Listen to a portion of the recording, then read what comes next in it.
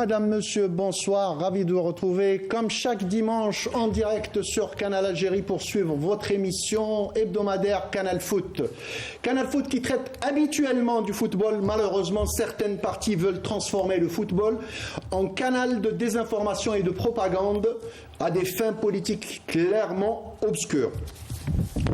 Plus que jamais, certains départements de la CAF exercent sans respect aucun des lois en vigueur et selon ce que leur dictent ceux qui manipulent les responsables de cette institution et prennent des décisions sans aucun appui dans le règlement supposément appliqué par la CAF ou par la FIFA. Ces pratiques peuvent clairement mettre en péril l'organe panafricain, surtout que la Fédération algérienne du football, par le biais de son président Walid Sadi, ainsi que la direction USMIST, a déjà signalé ces pratiques obscures auprès de la commission d'éthique de la FIFA et du tribunal arbitral, le TAS, à Lausanne. On va prendre la plus grande partie de cette émission aujourd'hui pour ce dossier-là. On aurait aimé s'en passer, mais l'éthique et le droit de l'information nous obligent à informer, à tenir informée l'opinion publique nationale et internationale des tenants et aboutissants de cette histoire.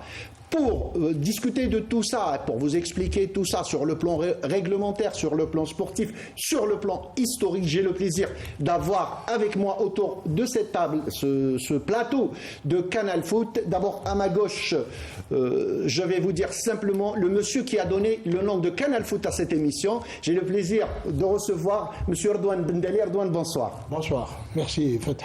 Voilà, juste à côté, nous avons une pointure en journalisme. Il n'est plus à présenter. Yazid Wahib. Yazid, bonsoir. Ça fait Fatah. Bonsoir. Et en face, nous avons notre expert, le manager bien connu des milieux des sports, Rachid Rajarajarasi. Bonsoir. Bonsoir Fatah. Et enfin, notre ami, notre aîné, l'incontournable Mohamed Haouchine. Mohamed, bonsoir. Oui, bonsoir Fatah. Il un plaisir d'être dans un plateau aussi fourni. Voilà, le décor est planté. On va y aller tout de suite et on va commencer par les compétitions africaines. Jingle CAF.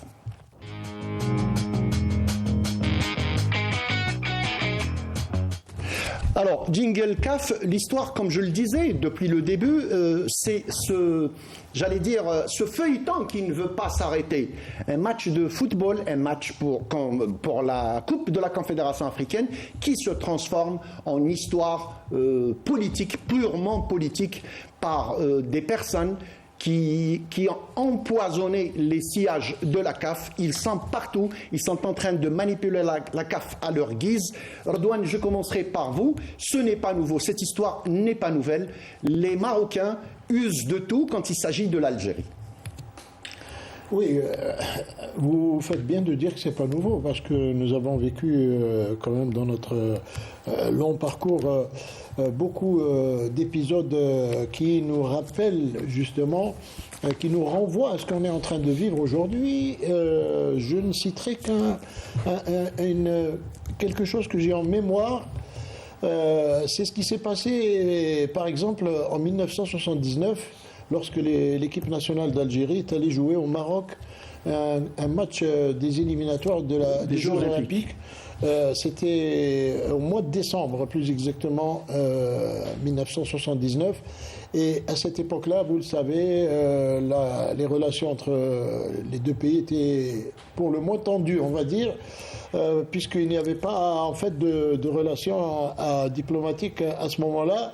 Et nous sommes allés, quand on est rentré, je vais passer ce qui s'est passé entre l'aéroport et l'hôtel, etc. Et on était sous surveillance très très stricte. Et donc au stade, pour vous donner un exemple qui était déjà anti-réglementaire à l'époque, au stade, avant le coup d'envoi, le speaker et le haut-parleur du stade a commencé à balancer la chanson de la marche verte. Vous savez, la marche verte, ce que c'était à l'époque disons, un affront à la République arabe sahraoui et à l'Algérie plus particulièrement, puisque l'Algérie soutenait la cause de ce dernier pays, et soutient toujours. Dernier pays colonisé en Afrique. Et donc, avec cette musique et cette chanson, tout le stade de Mohamed V de Casablanca s'est mis à entonner la chanson.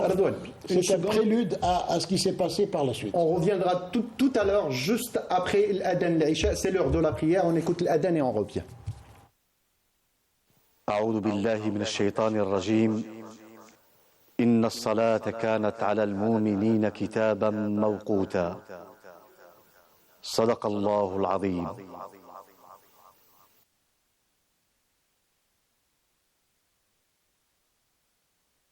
الله أكبر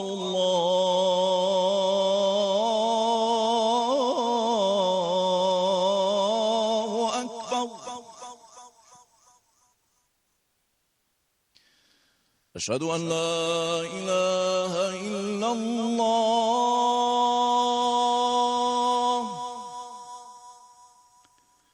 أشهد أن لا إله إلا الله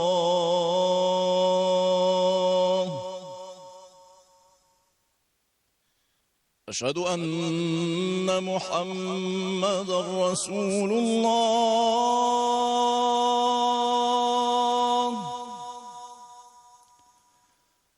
أشهد أن محمدًا رسول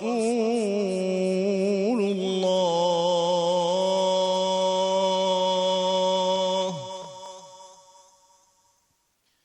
حي على الصلاة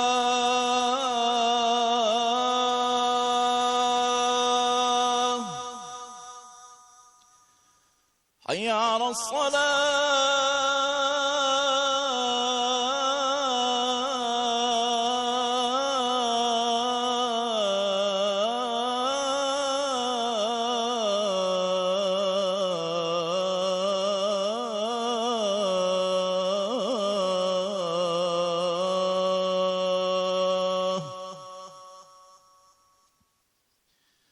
حي على الفلاح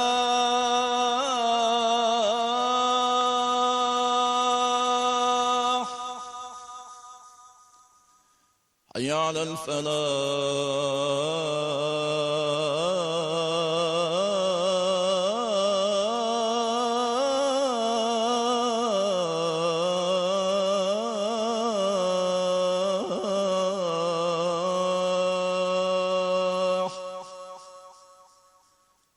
الله أكبر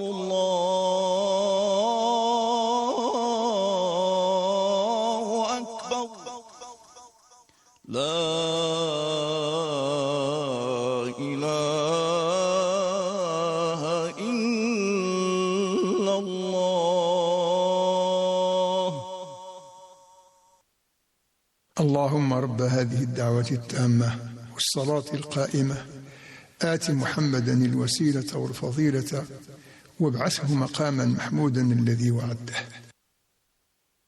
Amin ya Rabbil Alamin, taqabbal Allahu salat al-jami'. De retour sur le plateau de Canal Foot, on était avec notre ami Ardouane Bendali, donc Ardouane qui nous racontait la mésaventure durant les éliminatoires des Jeux Olympiques. Allez-y Ardouane pour finir le vidéo.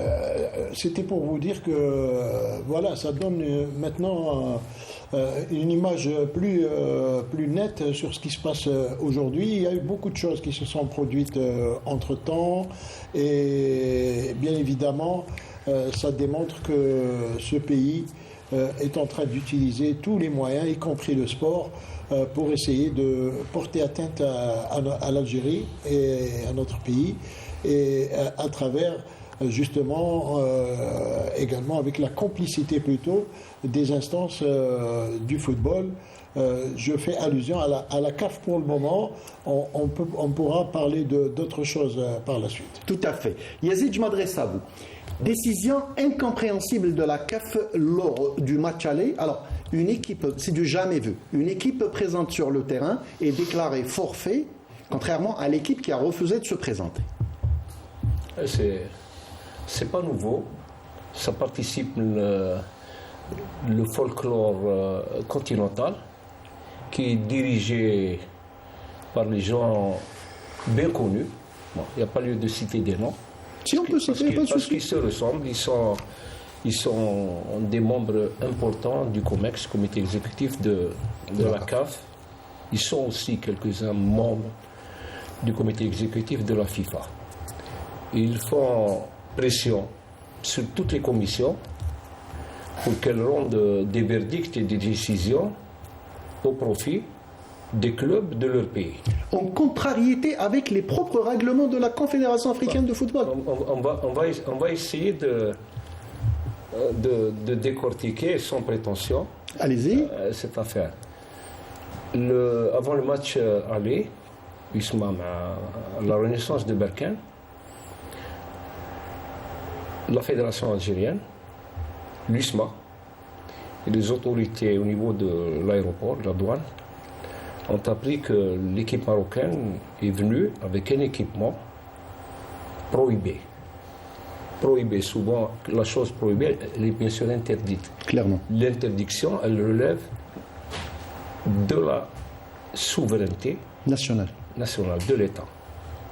Les Marocains sont venus avec un message sur le maillot qui n'a pas lieu d'être.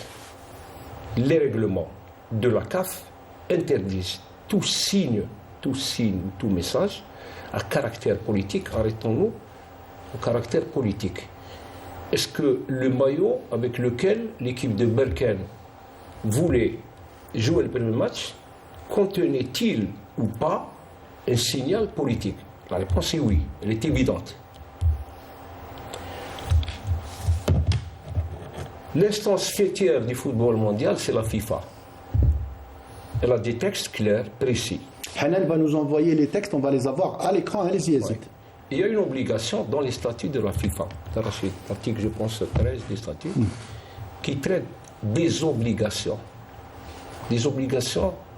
qui doivent être respectées par les associations qui ont envie et qui veulent s'affilier à la FIFA. Tu veux t'affilier à une association, Voilà, on les tu a. dois respecter ses statuts. L'article 13 parle des obligations. Tu dois respecter les statuts, les règlements, les décisions du TAS, les circulaires. Il est précisé dans l'équipement de la FIFA, l'article 10, alinéa 3 et 6. Alinéa 3.6. Alinéa Point 3.6. Hanan, tu peux repasser, s'il te plaît? Il est clairement indiqué que nul n'a le droit de mettre sur ses équipements un signal ou un message politique. On est d'accord, Berkane voulait jouer avec un maillot qui comportait un signal politique. L'USMA et la Fédération algérienne de football sont dans leur droit, ou étaient dans leur droit, de ne pas accepter que l'équipe adverse puisse évoluer en Algérie avec un maillot qui comporte des signes et des messages politiques. La réponse à la doléance transmise par l'USMA, qui a rappelé, au même titre que la Fédération, à la commission interclub de la CAF, que le maillot ne pouvait pas être exhibé le jour du match. Les Marocains ne pouvaient pas le porter conformément au statut de la CAF, au statut de la FIFA, au règlement de l'équipement de la FIFA, l'article 10.3.6, et le règlement de l'équipement de la CAF. Il est là. Il y a deux points, il y a deux articles, le 59 et le 60, qui interdisent scrupuleusement tout signe, tout message sur un équipement sportif. La réponse de la CAF. La CAF, elle est irrespectueuse vis-à-vis de l'Algérie. Parce que nos représentants, depuis des années, ont été trop révérencieux à l'égard de la CAF. Voilà le résultat. La commission interclub a répondu, elle a dit à l'USMA et à la fédération, le club marocain, avant le début du tournoi, le tirage au sort des groupes, nous a transmis une doléance pour nous demander de valider le message politique sur le maillot. Et nous l'avons validé. Bon. La CAF s'est substituée à un rôle, à une fonction qui dépend de l'ONU, de l'UA. Bon. La réponse de la CAF à la fédération et à l'USMA. À l'USMA, la première réponse, la commission interclub a dit que, bon, en date le club marocain nous a sollicité, nous avons validé, mais il ne dit pas sur quel article de loi, du texte ou des statuts, la commission a validé la demande des Marocains. Elle ne le dit pas. Et on voit la correspondance à l'USMA, l'informant que c'est elle qui a accepté que les Marocains jouent avec ce maillot et que cette décision est sans appel. Je rappelle qu'en matière de règlement, il y a une chronologie. Quand un match de football se joue, si après 48 heures, c'est un règlement universel, il n'y a pas de réserve formulée par l'équipe adverse, le résultat est enregistré. S'il y a des réserves et des recours, il faudrait attendre l'épuisement des réserves et des recours jusqu'à la fin. Pour que ça soit étudié. Pour que la décision soit rendue, mais il ne faut pas dire qu'on ne peut pas l'interjeter. Parce que sans recours, parce que le dernier recours dans l'arsenal du football, l'arsenal juridique, c'est le TAS. Et la Fédération algérienne de football a eu la présence d'esprit, dès qu'elle a reçu, je pense, le 21, la réponse de la commission, la Fédération algérienne a demandé, le 20, elle a demandé à juste raison un document sans lequel elle ne pouvait pas aller introduire un recours au TAS, c'est-à-dire la décision motivée. La décision, motivée. Oui. On explique succinctement. Allez, succinctement, oui. La Confédération africaine, sa commission, elle a envoyé 3 lignes, une décision, disant à la Fédération, c'est bon, nous avons validé, ils peuvent jouer avec le maillot et vous ne pouvez pas faire interjeter appel. Tout à fait. La Fédération, dans ses droits, elle a demandé à ce que la CAF lui remette une décision motivée. Argumentée. La décision motivée, voilà. Ça veut dire que c'est un PV de réunion qui comporte toutes les informations utiles qui pourront être utilisées au niveau du tribunal arbitral. Mais justement. À partir du moment où la CAF a envoyé la décision arbitrale, je pense 24 heures plus tard. Tout à fait. Elle a donné la possibilité à la Fédération, d'introduire son appel au niveau du TAS, c'est qu'elle bénéficie d'un délai de 3 jours, 72 heures après la réception de la décision motivée pour informer et la CAF et le TAS qu'elle allait introduire un mémoire. C'est ce qu'elle a fait au terme du 2e jour. Elle n'a pas attendu le 3e jour pour informer. Et elle disposait de 7 jours en plus. La totalité, c'est 3 plus 7 égale 10 jours pour introduire son dossier au niveau du TAS. Rachid, résumez la situation. La Fédération algérienne de football et l'USM Alger, leur action, est-ce qu'elle a été réglementaire? Est-ce qu'elle a été dans le temps? Est-ce qu'elle a été légale? Ce qui a été fait. Résumez la situation. Oui, toutes les actions entreprises par l'USMA et la Fédération algérienne ont été conformes à la réglementation. C'est-à-dire, là, on parle des formes de recours. Les recours dans la forme, soit concernant les délais, concernant le mémoire, quand est-ce qu'il a été présenté, le mémoire de recours, ainsi que aussi payer les droits, les frais d'enregistrement du dossier au niveau du TAS. Pour ça, je crois que la Fédération, à travers la commission ad hoc qu'ils ont mis en place, ils ont été stricts là-dessus, ils ont tout respecté, absolument tout. Mohamed Haouchine, comme l'ont bien précisé Yazid et Rachid, et Sadi n'a pas hésité, tout de suite après, il est parti dans les temps, il faut le préciser. D'ailleurs, le recours, c'est-à-dire ce qui a été déposé au niveau du TAS a été accepté dans le fond, c'est ça? Non, dans la forme. C'est l'étude de fond. C'est l'étude du dossier. Oui, tout d'abord, je dirais, premièrement, que c'est quand même regrettable, malheureux, c'est dramatique même, que de verser de tels stratagèmes pour envisager tout un simulacre. Il faut appeler les choses par leur nom. Un simulacre, tout simplement pour les collègues l'ont dit ici présents, il y a un article, la réglementation est claire. Il y a un article, l'article 10, n'est-ce pas, 10.1.3,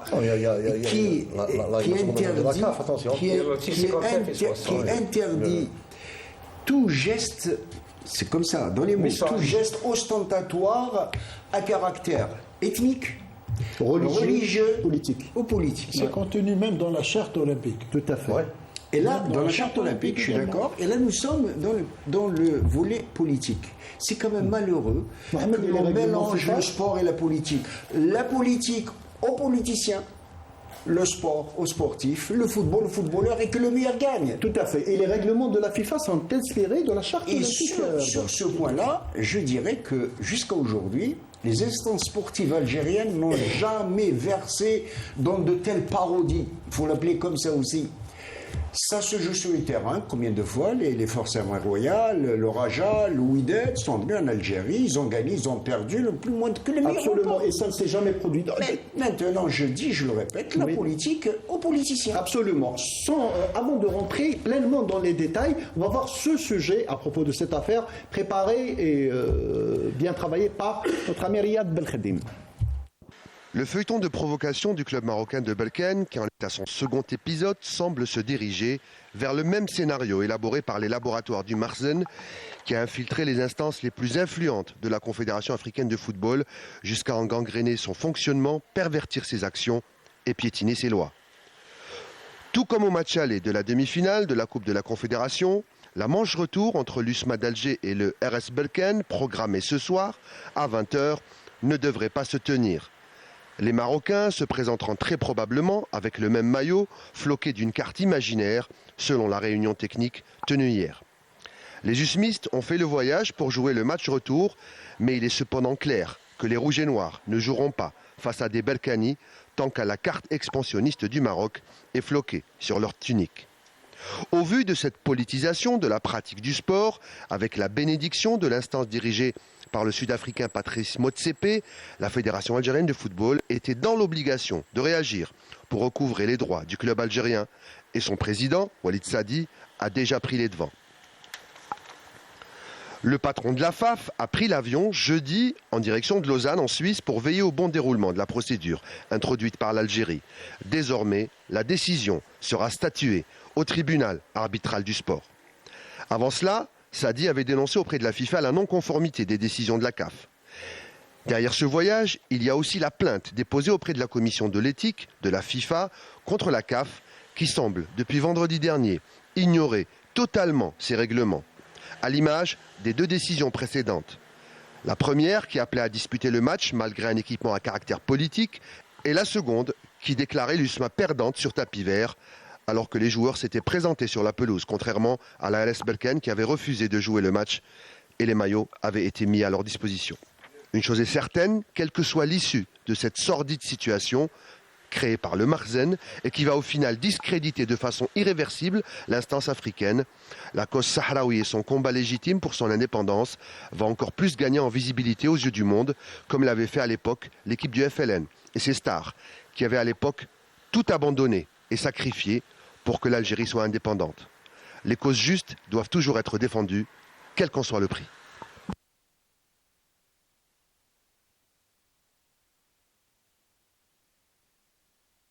Voilà, c'est un très beau sujet préparé par Riyad Belkhedim, surtout vers la fin où on a parlé où est-ce qu'on défend les causes nobles, et le meilleur exemple était notre glorieuse équipe du FLN. Très rapidement, Rachid, vous aviez demandé la parole. Juste pour abonder dans le même sens que Mohamed a dit qu'il y a d'autres clubs marocains qui sont venus jouer en Algérie. Il a cité les clubs. On n'a jamais eu de tels incidents, de telles provocations. Mais aujourd'hui, il faudrait savoir que le propriétaire de ce club, le patron de ce club, AS Belkhen, n'est autre que le président de la Fédération royale marocaine. C'est le propriétaire du club. Président d'honneur. Non, il a mis quelqu'un. Oui, c'est lui qui quelqu'un. Il a placé quelqu'un à sa place, c'est ça, Yazid. Placé quelqu'un à sa place. Donc, c'est la salade propre à la plupart des clubs de notre continent, malheureusement. Voilà. Et nous avons le plaisir d'avoir de France en direct avec nous au téléphone M. Hadi Ahmed. Je vous rappelle que M. Hadi Ahmed est l'ancien responsable du service de presse de la CAF et conseiller de l'ex-président de la CAF, M. Ahmed Ahmed. M. Hadi Ahmed, bonsoir et merci d'avoir accepté de nous répondre à quelques questions. Oui, bonsoir à tous. Bonsoir Fatah. Bonsoir et bonsoir à tous vos invités. Voilà, donc j'ai à mes côtés Erdouane Bendali, Yazid Wahib, Rachid Rajraj et Mohamed Haouchin, du beau monde que vous connaissez. On va y aller tout de suite au cœur du sujet. Monsieur Hadi Ahmed, que dit la loi dans ce genre de situation? Vous connaissez le dossier maintenant, on vous a sollicité pour des interviews. Maintenant, parlez-nous de ce que dit la loi de la CAF. On le connaît, mais on aimerait bien l'entendre de votre part. D'abord, je voudrais dire que dans...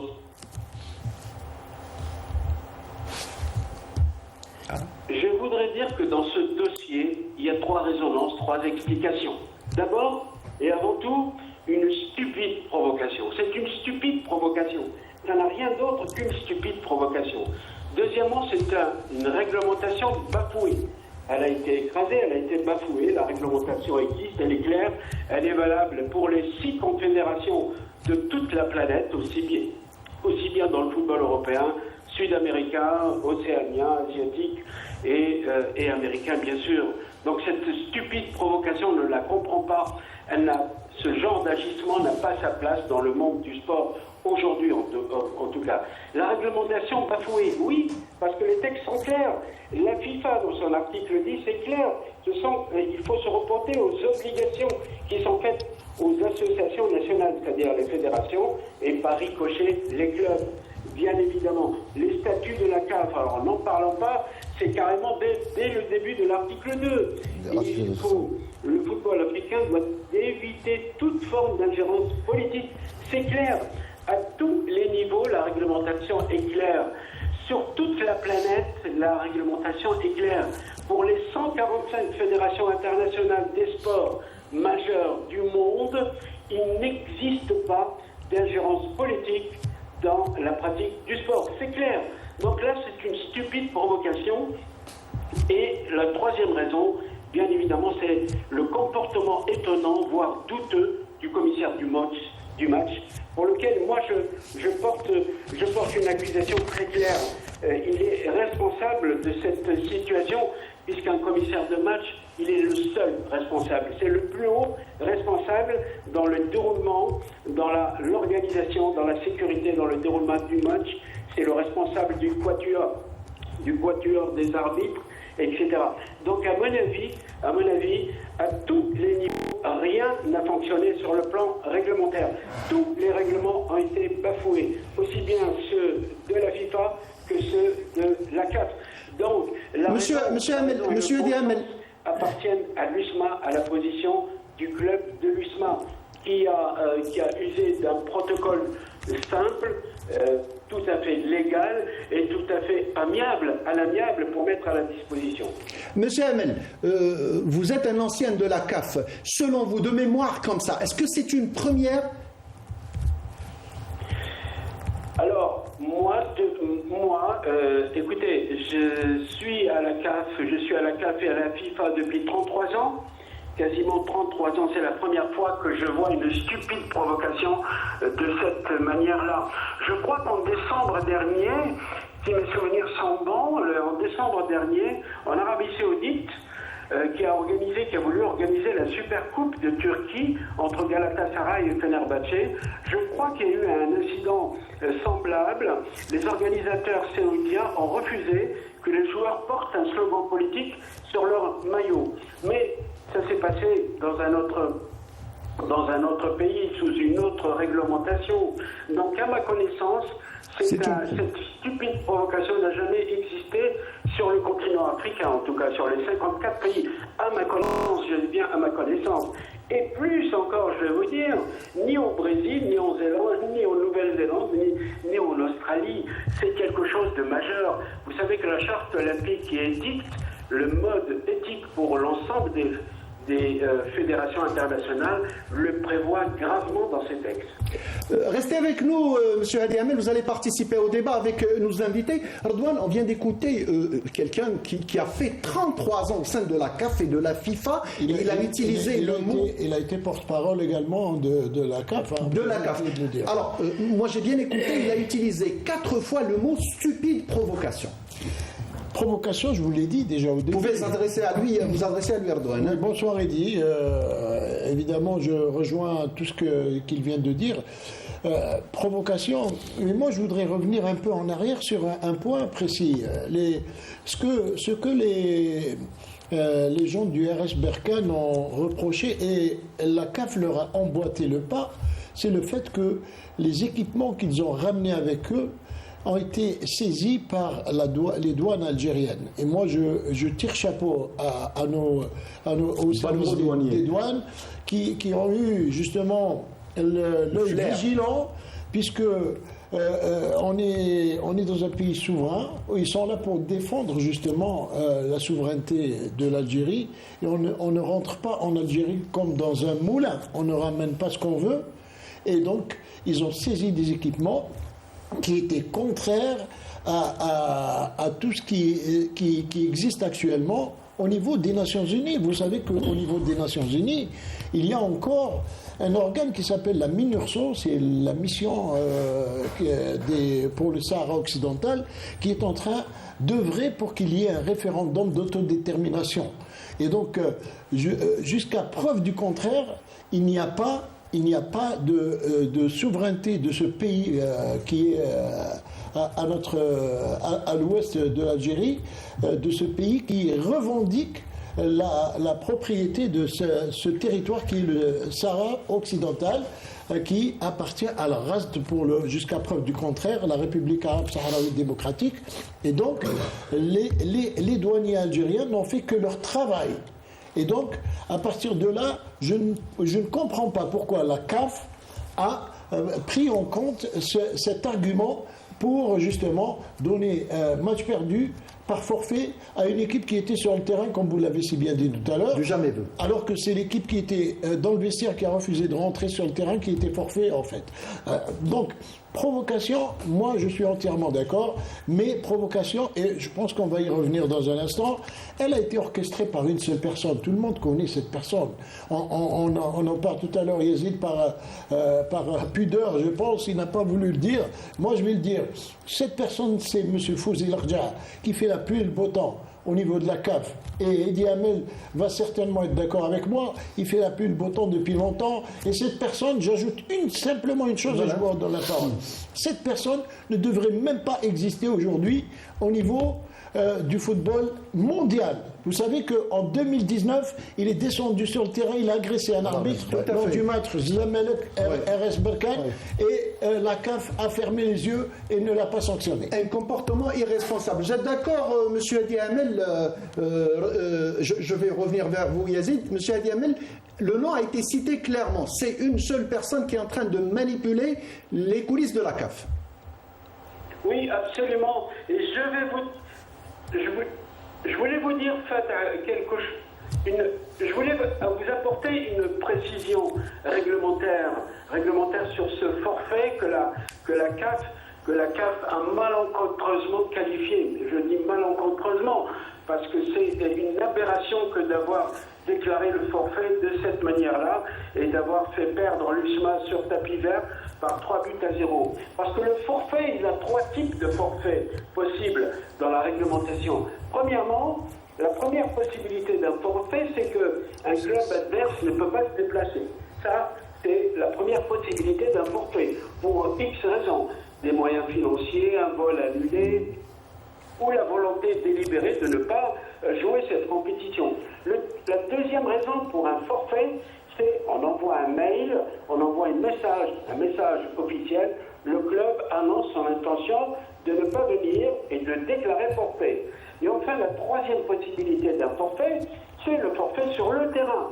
C'est qui nous réunit aujourd'hui. Le troisième forfait, la troisième possibilité, le forfait sur le terrain, il est constaté par l'arbitre pour absence de l'adversaire. pour absence de l'adversaire. Enfin, la raison, elle est là, elle est claire. Et le commissaire du match a failli à sa mission, il a complètement failli. C'est pour ça qu'il faut le dénoncer aussi. Il est l'un des responsables de l'aggravation de la situation, puisqu'il n'a pas donné ordre au quatuor arbitrage, qui est sous sa seule responsabilité de se présenter sur le terrain, de constater l'absence de l'équipe adverse. Ça, c'est un vice de forme terrible sur le plan réglementaire.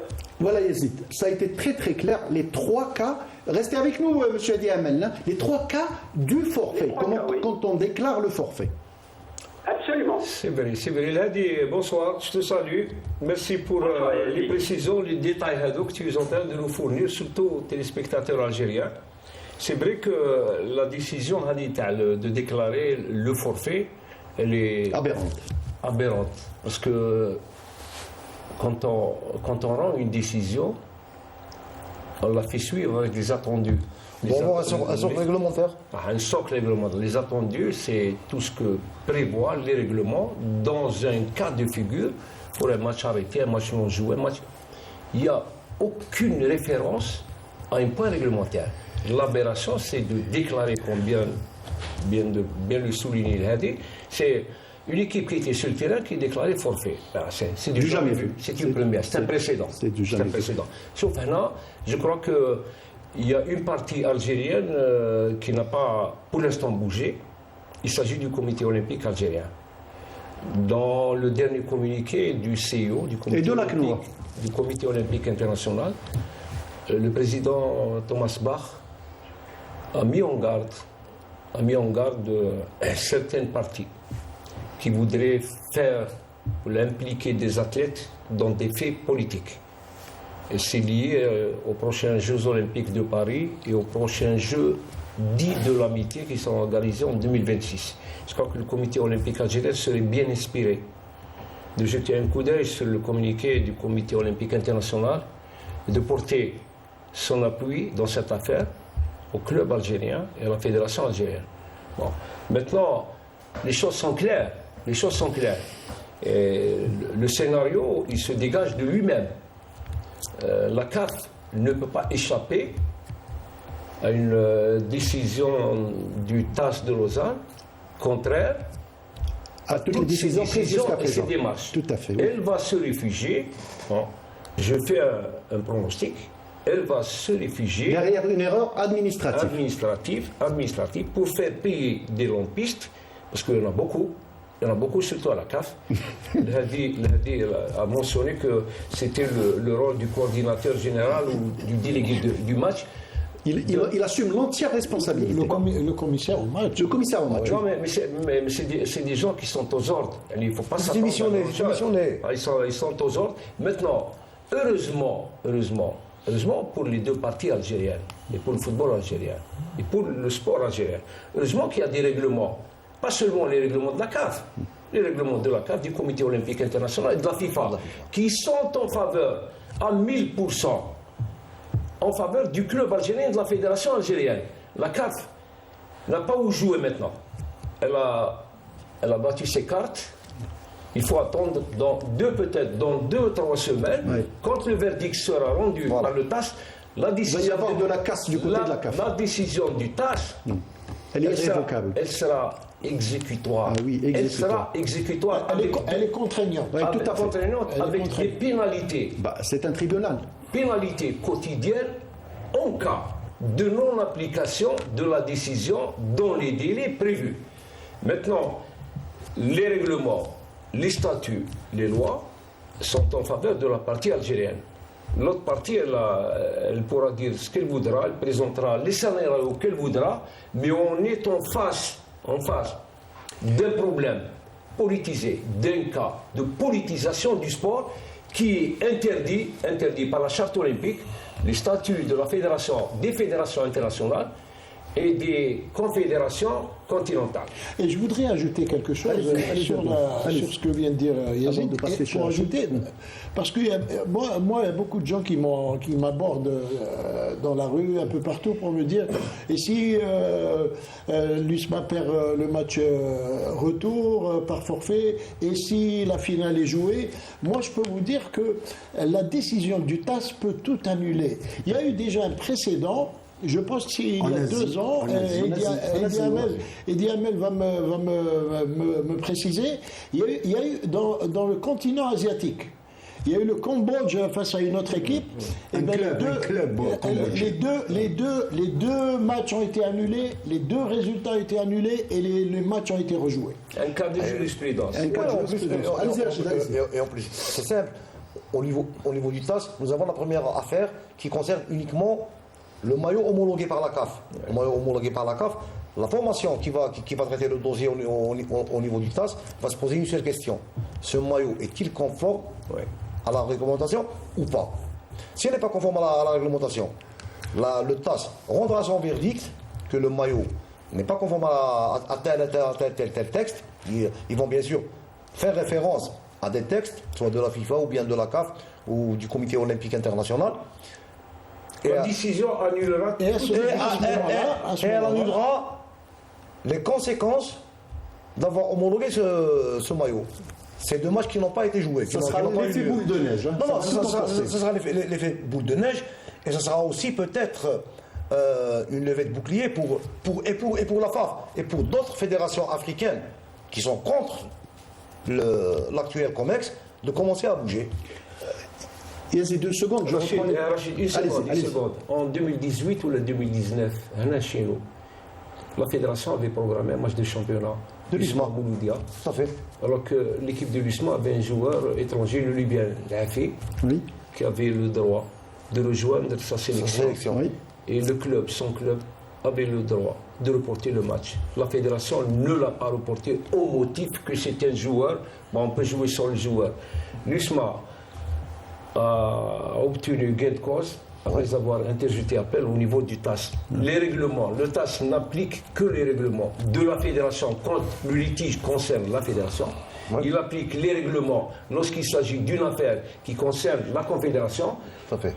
Ou sinon, quand il s'agit d'un problème lié au règlement de la FAF. Pour éclairer les téléspectateurs, il faut dire que le TAS est composé de magistrats, de juristes et de gens spécialisés dans les règlements et la loi. Je reviens vers vous, monsieur Eddie Hamel, juste pour une précision. D'abord, il faut préciser que le match retour qui devait se jouer aujourd'hui, en raison de la présentation lors de la réunion technique et même aujourd'hui du même maillot, l'équipe de l'ESM Alger a refusé de se présenter. Maintenant, on passe à l'étape supérieure. Maintenant, c'est le TAS. Ça y est, c'est fini, c'est le TAS. Quelles vont être les étapes avec le TAS, selon votre expérience, monsieur Eddie Hamel? Écoutez, le TAS, je voulais juste, avant de répondre à votre question... Allez-y. Avant de répondre à votre question sur le TAS, je voulais quand même rappeler une chose. C'est vrai qu'il faut attaquer la CAF et la FIFA, rappeler en tout cas la pertinence des articles des statuts de la CAF et leur piétinement par ce club. Je voulais rappeler qu'il y a quand même aussi quelque chose de plus grave, c'est l'entorse faite au code de l'éthique. L'entorse faite au code de l'éthique.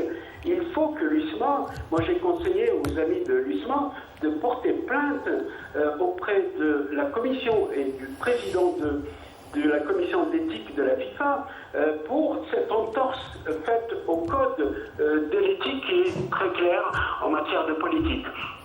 Concernant votre question sur le TAS, bien sûr, il faut soumettre au greffe du TAS une requête d'arbitrage. Ça s'appelle une requête d'arbitrage. En fait, c'est une procédure ordinaire. Il faut joindre le maximum d'éléments, des photos, des vidéos, des articles de presse, les communiqués, les réclamations, les déclarations officielles, des précis, d'illustrations sur les maillots, la mise en exergue aussi de ce fameux slogan ou de la carte etc.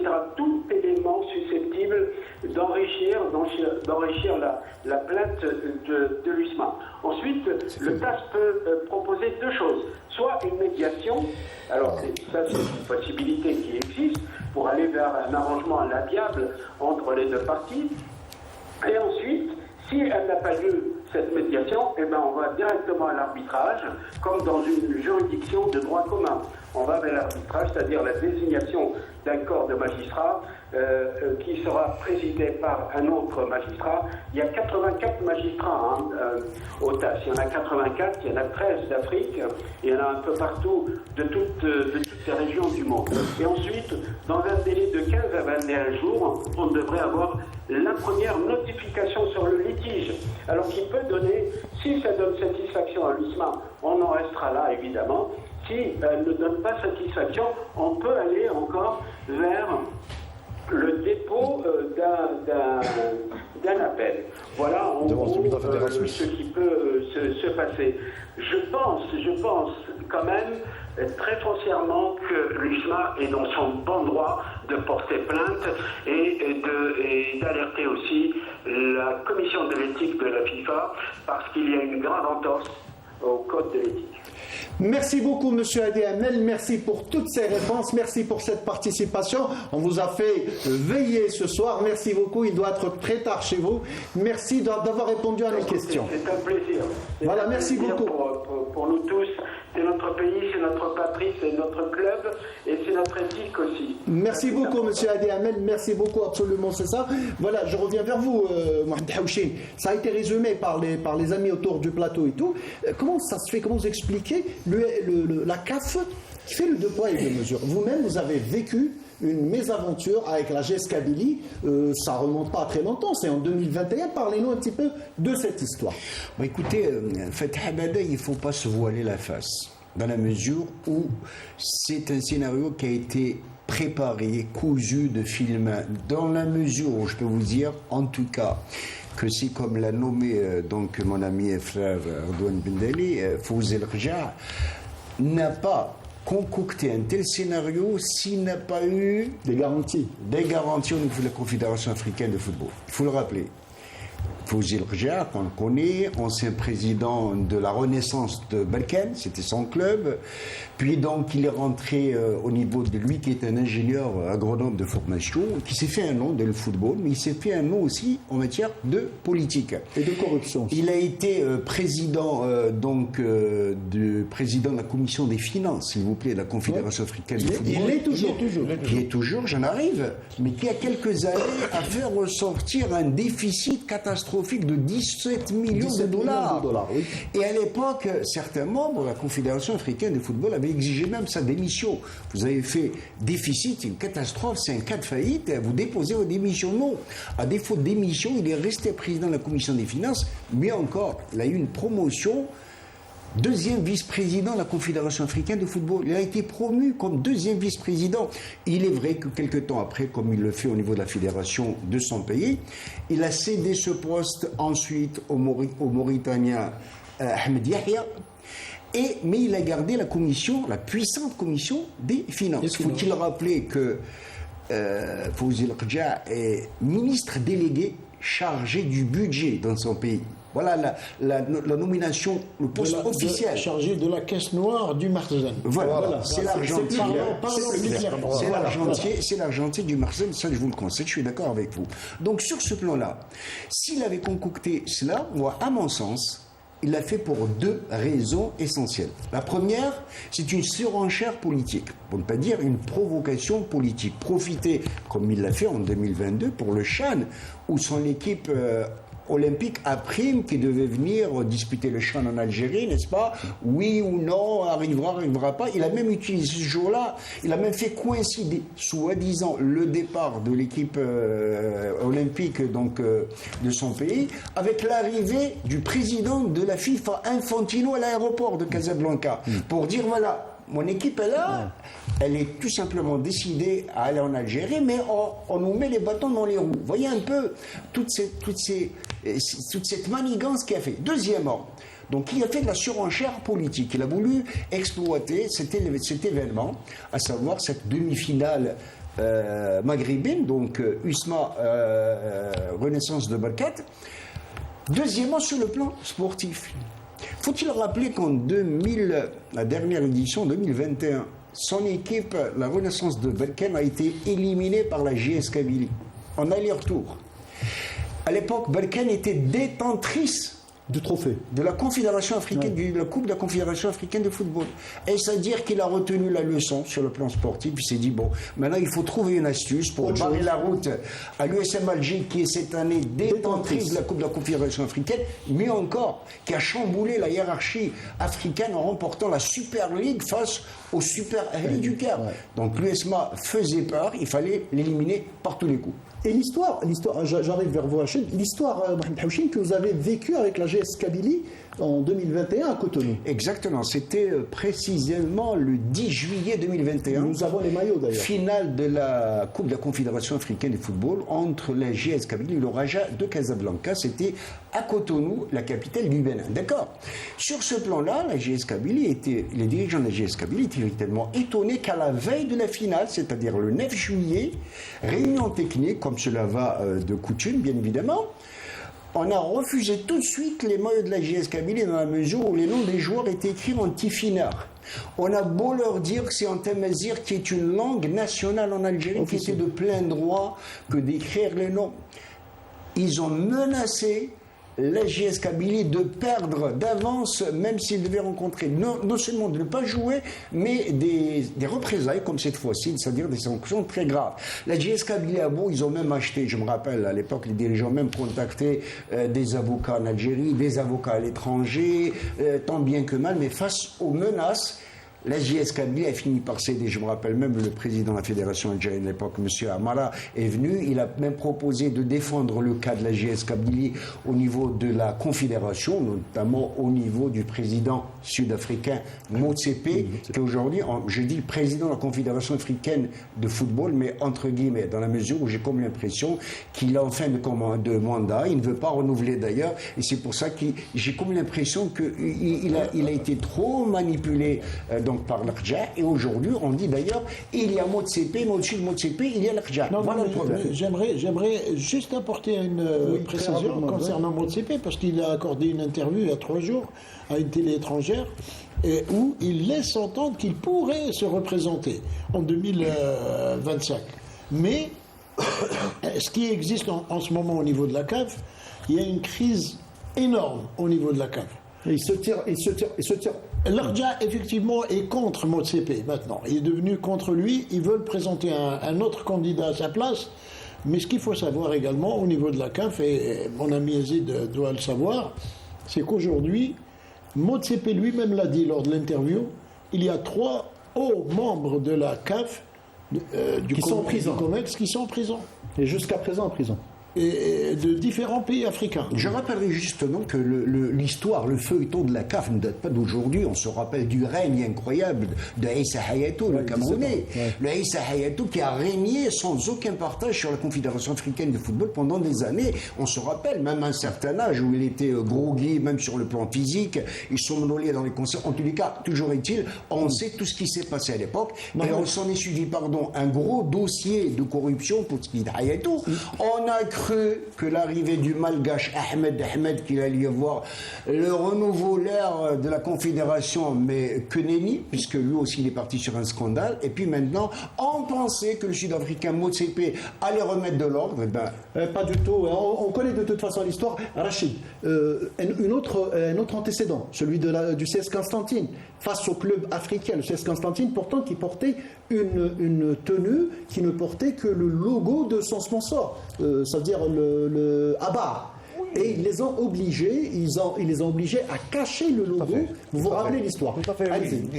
Ils ont l'habitude de ça, mais au moins lorsqu'il s'agit du sponsor sur le maillot, il y a un texte, ils peuvent se cacher. Le 59-60. Voilà, 59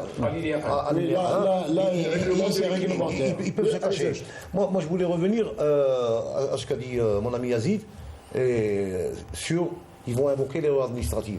Oui, mais ça ne tient pas debout. Même ça ne tient pas debout. L'erreur administrative pendant le match aller, l'erreur administrative, il n'y a pas de souci. Là, il y a eu un match retour, qui n'a pas eu lieu pour la même raison. Est-ce que le COMEX de la CAF a été sourd à ce point pour ou aveugle à ce point pour ne pas savoir ce qui s'est passé après le match aller? Et là, nous sommes devant la même situation exactement qu'au match aller. Moi, je dirais même, si vous permettez, Rachid, aujourd'hui, ça me rappelle un film. Y a-t-il un pilote dans l'avion? C'est la même. Voilà. Est-ce qu'il y a quelqu'un qui dirige la CAF aujourd'hui? C'est l'Arja qui dirige. C'est l'Arja qui dirige. C'est le copilote qui dirige. Il est réellement copilote, c'est le pilote virtuel. Donc, même invoquer aujourd'hui l'erreur administrative, ça ne va pas tenir la route. Ça jouait. C'est un seul match. Ils auraient peut-être pu invoquer. Mais ça ne va pas tenir la route. La CAF aujourd'hui, elle sera, Inch'Allah, devant le fait accompli après la décision du TAS. Et j'insiste pour dire que ça doit. J'ajoutais un mot, la CAF est sous protectorat comme le pays de Fawzi Larja. Très bien, ça. Oui, continuez. Donc j'ai dit, je souhaiterais vraiment, de tout cœur, que la décision attendue du TAS va être le coup d'envoi d'une vraie révolte pour une grande réforme au niveau de la CAF. Une intervention, ce qui est en train de se passer d'ailleurs في la CAF, surtout هذا l'événement هذا تاع الماتش USMA مع بركان. C'est une histoire. C'est une histoire qui a débuté à la fin des années 90. Bien sûr, qui n'a rien pu faire lorsque le Maroc, la fédération marocaine, a été confrontée à un problème. Lorsque la normalisation. La normalisation, non, c'est pas le terme, comment on appelle ça? La FIFA quand elle. Un comité de normalisation. Lorsque la FIFA avait décidé de mettre en place un comité de normalisation pour que la fédération marocaine puisse activer normalement et conformément au statut de la FIFA. Elle a désigné Mohamed Rawraoua, qui était membre du comité exécutif de la FIFA et du comité exécutif de la CAF. C'est lui qui a été chargé d'organiser l'Assemblée générale de la Fédération royale marocaine de football. Et c'est après ça que il a été désigné, choisi comme président de la task force de la FIFA et président du comité d'organisation de la Coupe du Monde des clubs que le Maroc a organisé. La fédération marocaine à l'époque a eu un problème avec les panneaux publicitaires. Et c'est lui qui les a aidés, qui leur a trouvé une solution pour une mise en conformité des installations pour que la Coupe du Monde puisse se dérouler chez eux. Bon. Des années plus tard, des Algériens ont été dégagés des instances de la CAF et de la FIFA. Au profit de qui? Au profit des gens qui sont en train de nous créer des problèmes de manière récurrente, soit au niveau de la CAF, soit au niveau de la FIFA. Aujourd'hui, les instances sportives, je parle des instances sportives, ne peuvent plus faire l'économie d'un vrai rapport de situation. Où est-ce qu'on en est? Est-ce que nous devons être présents au niveau des structures ou pas? Si on doit y être, il faut mettre les moyens, une stratégie, une politique. Si on n'en veut pas, il faut le déclarer. Parce que ce qui est en train de se passer au niveau de la CAF Lyon, il est couvert par le manteau du président de la FIFA. Oui. Parce que tout ce qui se passe au niveau du football africain, il le sait. Depuis l'arrivée de Motsepe. Non, pas de Motsepe. Infantino.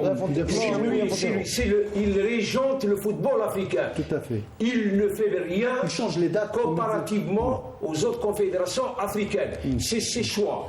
Motsepe, c'est le choix d'Infantino, c'est le choix d'Infantino, ce n'est pas la volonté de la majorité des membres de l'Assemblée générale de la Confédération africaine. Il a eu l'accord et l'appui de beaucoup de chefs d'État africains pour que Motsepe soit le président de la Confédération. C'est un businessman, il sent les bonnes affaires. Aujourd'hui, Motsepe est en train de souffler le chaud et le froid. Je reste, je quitte. Un jour, il annonce qu'il va être candidat au poste de secrétaire général du parti de l'ANC que préside son beau-frère. Et un autre jour, avec l'appui et le soutien de quelques membres du comité exécutif de la CAF, il lui demande de rester pour terminer le projet funeste, c'est de mettre à plat le football africain. Exactement. Rachid, pardon Mohamed, je reviens vers vous dans un moment. Comment vous imaginez la suite maintenant? On est au niveau du TAS. Maintenant, on n'en parle plus. Les 2 matchs ont été... n'ont pas eu lieu. N'ont pas eu lieu. Ouais. Comment vous imaginez la suite? C'est ce que j'ai dit tout à l'heure. Il y a maintenant le TAS. Il va d'abord répondre à la question de la première affaire. C'est celle du maillot. Et ça va s'enchaîner sur les 2 matchs qui n'ont pas été joués. Donc, sur le plan de la réglementation... Tout est clair. Tout est clair. Même les textes dont on parle, ils sont tellement simples, tellement clairs, qu'ils n'ont pas besoin d'interprétation ou d'essayer de les comprendre. Voilà. Vous les lisez, vous les comprenez. Tout simplement. C'est ça, Yazid. Oui. Il ne faut pas être juriste. Il ne faut pas être juriste pour comprendre ces articles-là, qui sont très clairs. Et comme l'a dit Eddie Ahmed tout à l'heure, il faut rassembler toutes les preuves, les photos, les vidéos. Tout ce qui est disponible. Et d'ailleurs, en parlant de vidéos, vous avez vu comment l'USMA a été accueilli à son arrivée? Oui. Hein? Oui.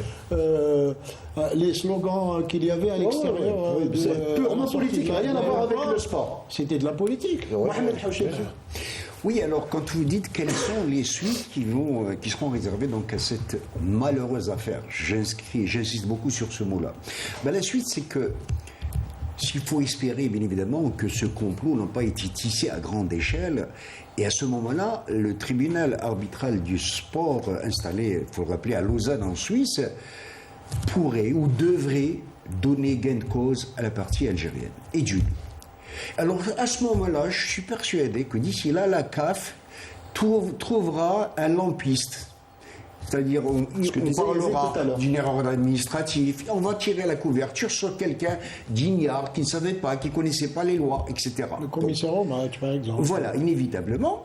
Ma deuxième intervention, je parlais des maillots tout à l'heure. On a parlé de ce fameux maillot qui est à l'origine de tout ce simulacre, de toute cette parodie de football. Le maillot de la honte. De la honte. Vous savez qu'il y a une circulaire de la Confédération africaine de football, et ce que je vous dis là, c'est officiel. Vous n'avez qu'à demander à tous les clubs algériens. Moi, j'ai eu cette information au niveau de la JS Kabylie. Vous pouvez voir au niveau du Serbe Louisded, au niveau du CS Constantine, au niveau de l'Entente Sétifienne, tous les clubs qui, ces dernières années, participent aux compétitions africaines des clubs.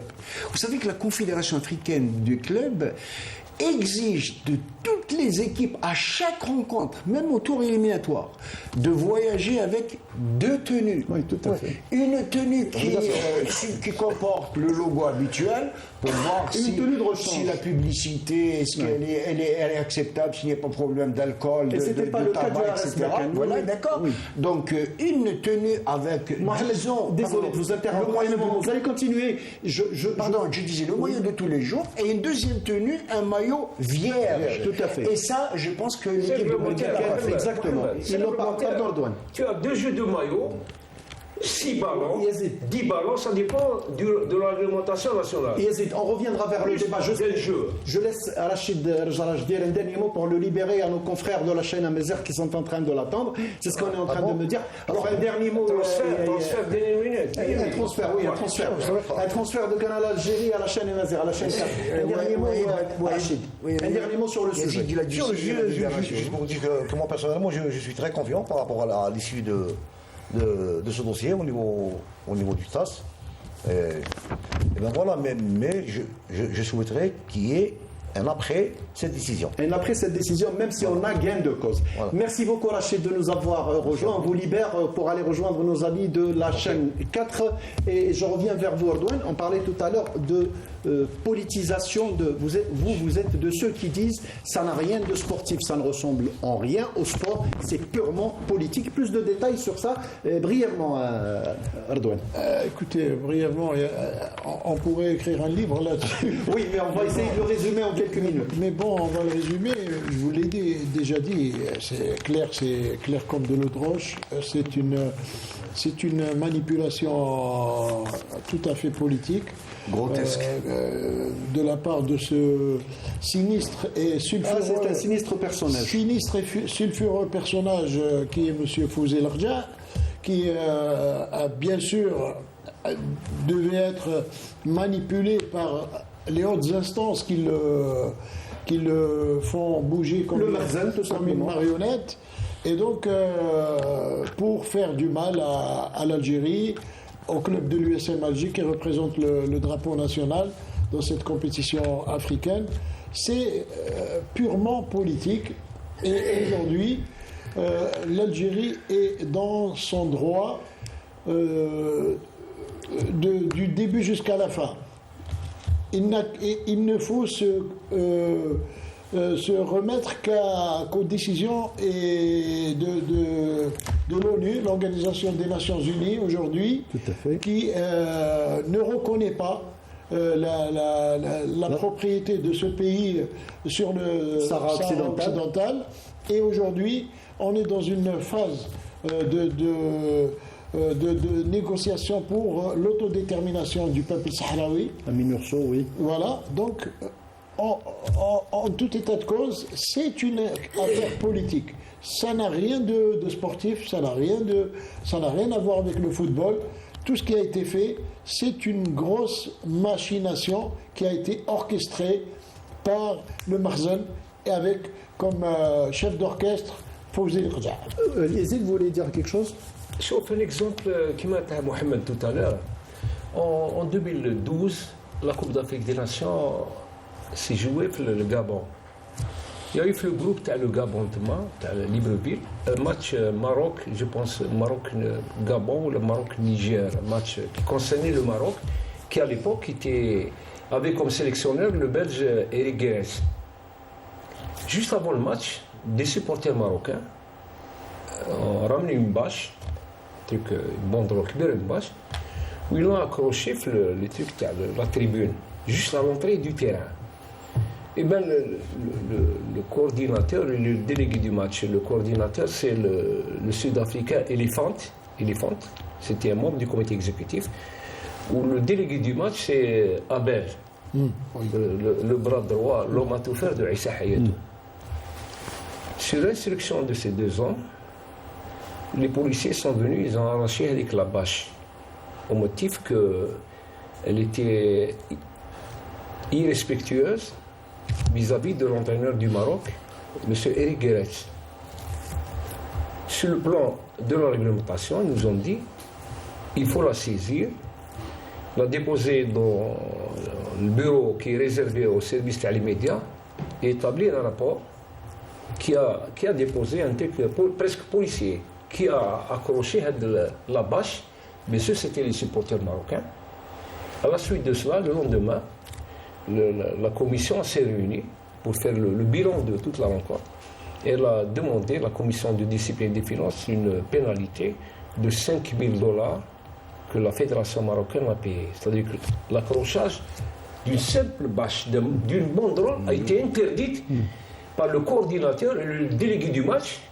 Le coordinateur qui était un membre influent du comité exécutif. C'est-à-dire une banderole où il demandait, les supporters, le départ de Guérès et son remplacement par Badou Zaki. 12 ans plus tard,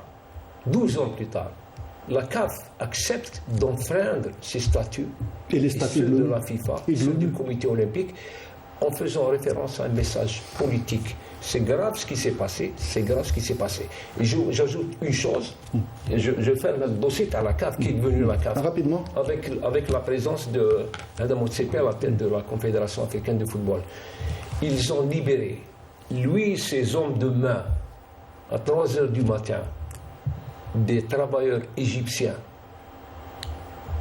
qui étaient employés à la CAF pendant plus de 20 ans. Ils ont été licenciés à 3h du matin. Ils ont reçu un mail, chacun dans sa boîte, leur demandant de ne pas se présenter demain à la cité du 6 octobre, qui est le siège de la CAF, parce que leur mission était achevée. Ils sont allés ramener des gens, beaucoup d'Européens, qui ne sont pas d'Afrique, beaucoup d'Européens. Et ils leur ont donné les manettes de la CAF. Mohamed tout à l'heure était surpris qu'il y ait un déficit de $12 millions, 17 millions de dollars, et que la CAF assume. Bien sûr, la CAF assume. Ils n'ont pas ramené que des Européens, ils ont ramené quelqu'un de l'Océanie. Vous vous rendez compte, d'Océanie au niveau de la CAF. Mohamed, pour revenir à toutes les manigances de ce Fawzi Lakja, les derniers exemples.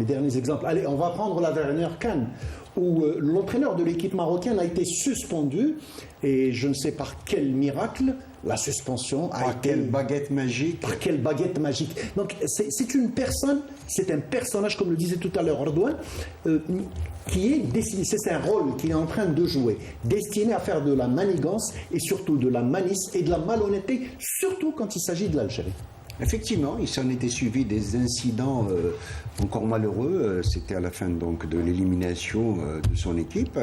Sur ce plan-là, je rappellerai que malheureusement, à chaque fois qu'il y a des confrontations, des compétitions entre l'Algérie et le pays de l'Orge, je vais l'appeler comme ça, il y a toujours de la provocation dans le camp d'en face. À ce que je sache, sur ce plan-là, l'Algérie n'a jamais été à l'origine de graves dérapages, il faut les appeler comme ça.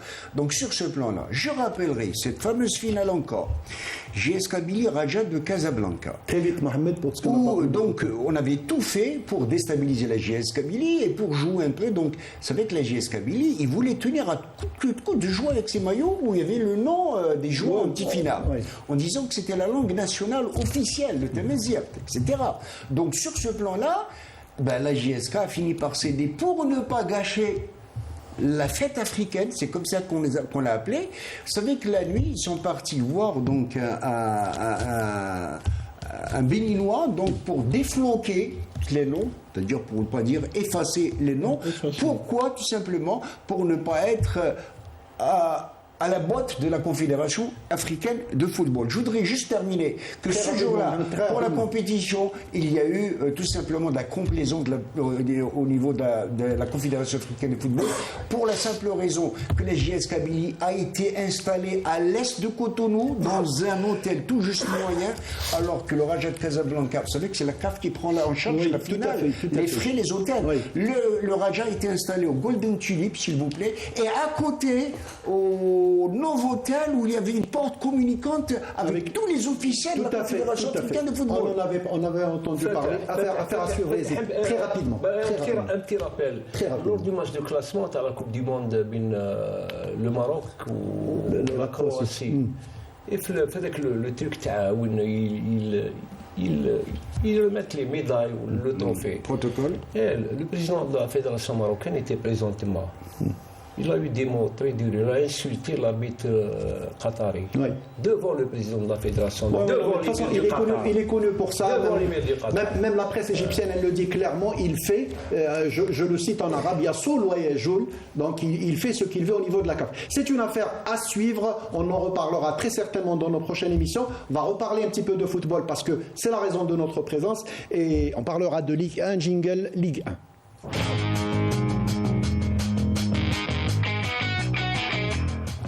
Alors, la Ligue 1 a joué sa 24e journée. On va voir un résumé préparé par notre ami Sid Ahmed Bouraïb. Mouloudia d'Alger a consolidé sa place de leader indiscutable du championnat en venant à bout d'une équipe paquiste qui aura tenu 79 minutes avant d'encaisser un but par l'intermédiaire de Naïdji, un ancien de la maison. Un précieux succès qui permet au doyen de consolider sa première place avec désormais 56 points. La JS Kabylie et le NC Magara ont réussi de très belles opérations aussi en engrangeant de précieux points lors de leurs déplacements respectifs chez l'US Ben Aknoun et l'AS Sochlef. Les Canaries l'ont emporté 3-2 au stade du 20 août, alors que le NCM s'est contenté d'un match nul 2-2 à Chlef. Magara porte son avance à 4 longueurs sur l'US Ben Aknoun au moment où l'ASO reste 11e avec 28 points. Le MCEB n'a pas raté l'occasion de recevoir l'USM Khenchla pour engranger 3 précieux points grâce à Benzid, un but signé à la 21e minute, se hissant par la même occasion à la 10e place du classement général avec 31 points, alors que son adversaire du jour pointe juste derrière avec 28 unités. La JSS n'a pas fait dans le détail lors de la réception de la lanterne rouge, l'US Souffle en l'occurrence. Victoire nette et sans bavure, 6-0. Un précieux succès à domicile qui permet aux Bécharois de se hisser à la 7e place, ex-aequo avec la JSK avec 33 points pour chaque club. L'entente de Sétif qui joue le haut du classement a décroché un précieux point sur le terrain de l'US Biskra de but partout et garde sa 4e place au classement général. Pour rappel, le match USM Algeciras Constantine a été reporté à une date ultérieure.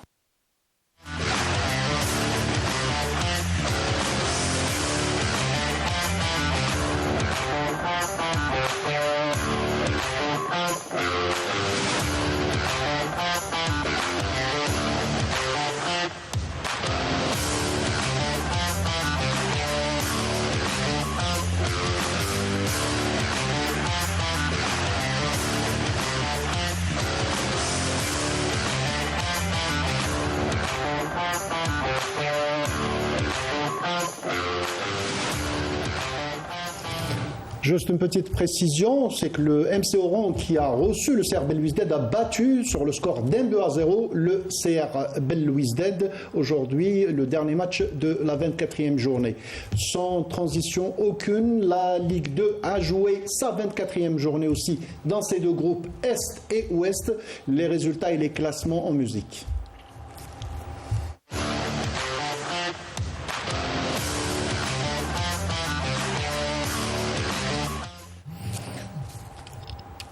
Les résultats et les classements en musique, donc c'était les résultats et les classements en musique de Ligue 1.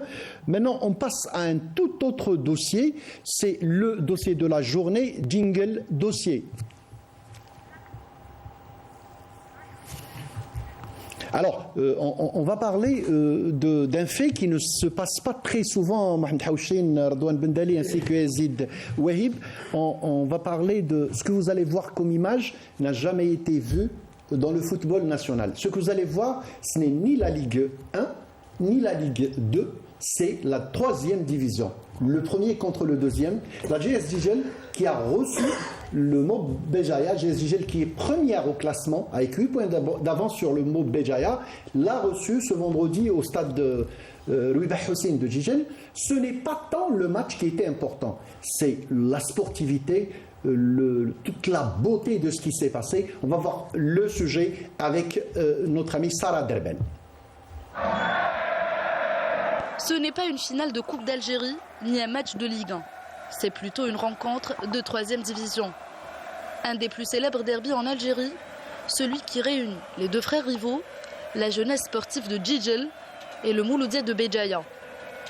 Devant plus de 40 000 spectateurs dans l'enceinte du stade Louis Bahoussine de Djidjel.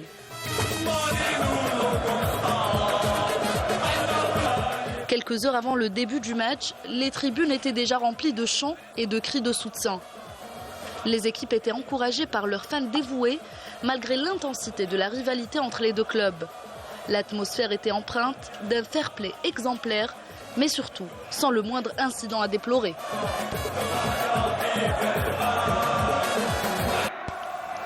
Un stade plein à craquer, où les couleurs des deux clubs étaient arborées fièrement par leurs galeries respectives, créant un véritable spectacle visuel et une ambiance féerique, presque magique.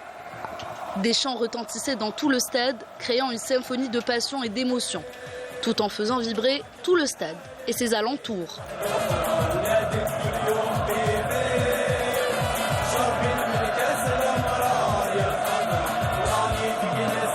Sur le terrain, les joueurs ont eux aussi offert un très beau spectacle.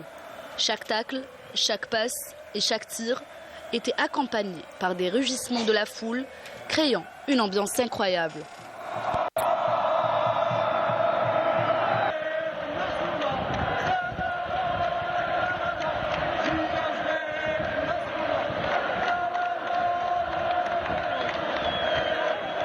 Ce derby épique entre la JSD et le MOB, qui a été plus qu'un simple match de foot, restera gravé dans la mémoire comme un exemple de fair-play, où des milliers de personnes se sont réunies pour partager un moment unique et inoubliable. Dans ce stade de 40 000 places, les supporters ont démontré que le football pouvait être un catalyseur de passion et d'unité, rassemblant des personnes autour d'une même passion, le football.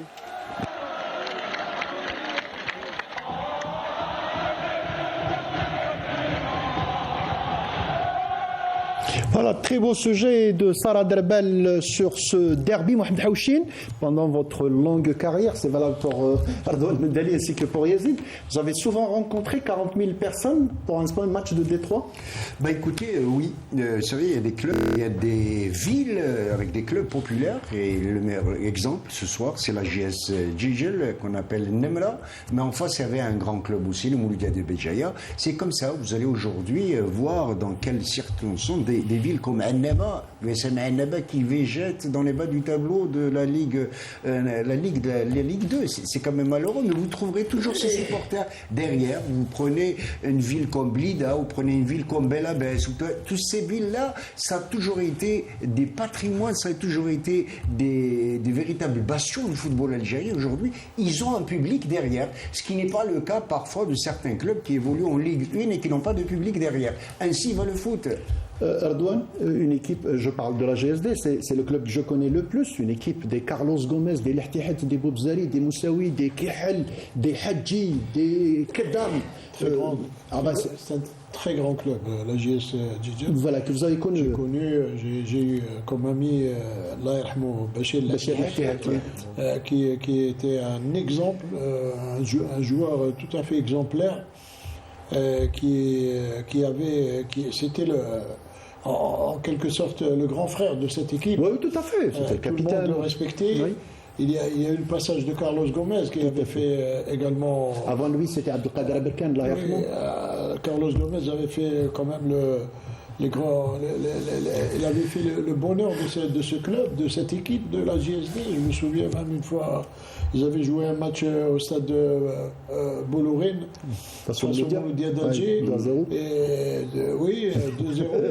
Et dans les dernières minutes, Carlos Gomez qui est monté pour tirer un coup franc. Il le faisait très souvent. Il tirait les coups francs. Et c'était le spectacle, là. Tout à fait.